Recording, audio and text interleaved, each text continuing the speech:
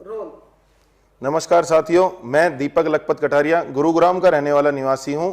मैं आने वाली 29 मई के लिए आप सभी लोगों से अपील करता हूं, धर्म नगरी कुरुक्षेत्र में होने जा रही रैली बदलाव हरियाणा में आप सभी लोग ज्यादा से ज्यादा संख्या में पहुंचे और दिल्ली के यशस्वी मुख्यमंत्री अरविंद केजरीवाल जी उस रैली में पहुंच रहे हैं। आप सभी उनके विचार सुने और ज्यादा से ज्यादा संख्या में जाएं उस रैली में। धन्यवाद। कांग्रेस संगठन को मजबूत करने के लिए आजादी गौरव पद यात्रा चला रही है। ये गौरव यात्रा साबरमती से चलकर आज गुरुग्राम पहुंची। साबरमती से शुरू हुई यात्रा कल दिल्ली राजघाट तक जाएगी। इस पद यात्रा की मार्फत देश की जनता को आजादी में बलिदानी गौरव गाथा को बताने व देश में एकता अखंडता के लिए निकाली जा रही है। ये मैं शुरुआत में भी आपको कहा, 6 अप्रैल को महात्मा गांधी की कर्मभूमि गांधी आश्रम से यात्रा निकली और ये यात्रा 1 जून को दिल्ली जाएगी। दिल्ली राजघाट पर महात्मा गांधी की जहां पर समाधि है वहां तक ये यात्रा पहुंचेगी। संदेश ये है कि महात्मा गांधी की कर्मभूमि से राजघाट जाने का कि देश में तय करना होगा कि हम गांधी के रास्ते जाएंगे या देश को आप गॉडसे के रास्ते ला जाओगे। अब देश सत्य और अहिंसा और शांति और क्षमा के रास्ते पर चलेगा या देश जो है वो डंडे गुंडे और दंगाई के रास्ते पर चलेगा, गॉडसे के रास्ते पर चलेगा।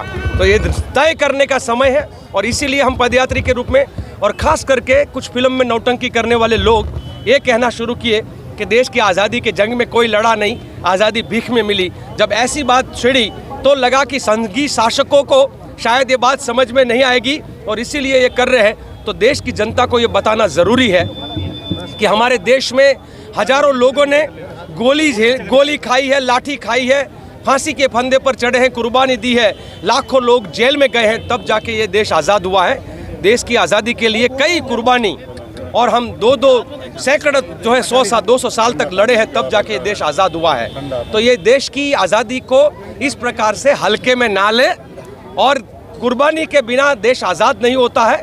अगर बोलते हैं कि भीख में, तो हम लगातार कहते हैं भीख में तो सिर्फ एक ही चीज़ मिल सकती है, वो सावरकर को 60 रुपये की दलाली मिल सकती है या जेल से उनको रिहाई मिल सकती है। तो इस प्रकार की बातों को करके लोगों को भ्रांति में ना डालें। दूसरी बात है, इस देश की शांति और हमारा भाईचारा बनाने के लिए आज जो इन लोगों ने उसमें जो पूरा विक्षेप किया है, गरीबों की झोंपड़ियों पर बुलडोज़र चलाना, गरीब किसानों पर गाड़ियों के पहियों के नीचे उनको रौंद देना, हर कर्मशील की आवाज़ को कुचल देना, हर आंदोलनकारी को जेल में डाल देना। तो देश की आज़ादी के जो मायने थे, बोलने का अधिकार, जीने का अधिकार, क्या पहनोगे, क्या खाओगे, क्या धर्म में मानोगे, हम ये कहते हैं कि भारत माता की जो 8 संतान भाई, ये भारत माता की 8 संतान है, उसके बीच में फूट डालोगे तो देश के गद्दार कहलाओगे। और इसलिए अब ये ना कहो कि देश का गद्दार कौन है।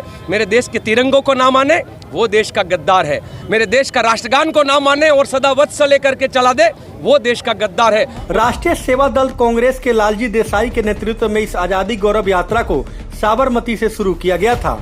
देश के अलग अलग इलाके में इस यात्रा का स्वागत किया गया। आज देर शाम जब यह पदयात्रा गुरुग्राम के बसई चौक पर पहुंची तो कार्यकर्ता और आम लोगों ने यात्रा का भव्य स्वागत किया।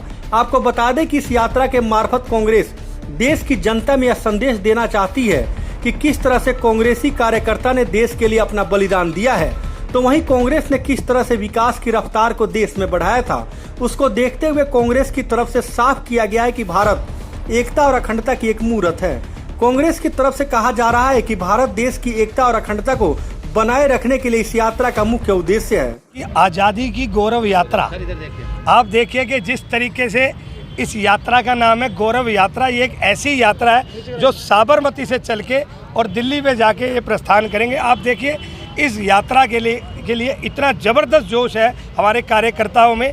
ये ऐसी यात्रा जो भाईचारे का संदेश ला रही है, कांग्रेस को मजबूत करने का काम करेगी ये यात्रा।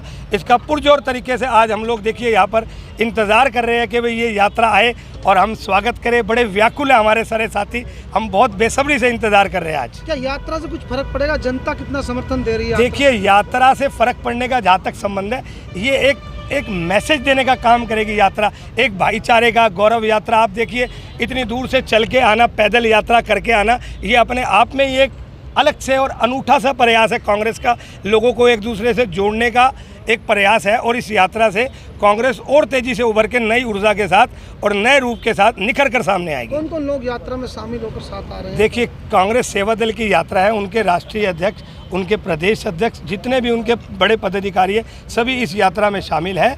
और यात्रा में कम से कम 1000 लोगों के साथ वो लोग यात्रा कर रहे हैं और यात्रा दिन ब दिन बढ़ रही है। और मुझे संभावना है हमारे यहाँ तक आते आते कम से कम 2,500 से 3,000 आदमियों की इस यात्रा में आने की यहाँ पूरी संभावना है। देखिए, जो यात्रा सेवा दल द्वारा आयोजित गौरव यात्रा का जो शुभारंभ हुआ है, जो आज हमारे गुरुग्राम में हमारे बसई चौक पे आज आगमन हो रहा है, इसका जो समर्थन की आप बात कर रहे हैं तो इसका अपार और भरपूर जन समर्थन हमें सभी से मिल रहा है। और सभी कांग्रेस कार्यकर्ता बड़े एकजुटता के साथ और भारी समर्थन के साथ इसके साथ हैं। अभी आप देखिएगा, जैसे हम ये आएगी यात्रा तो कितने भारी जोश के साथ इसका स्वागत करेंगे।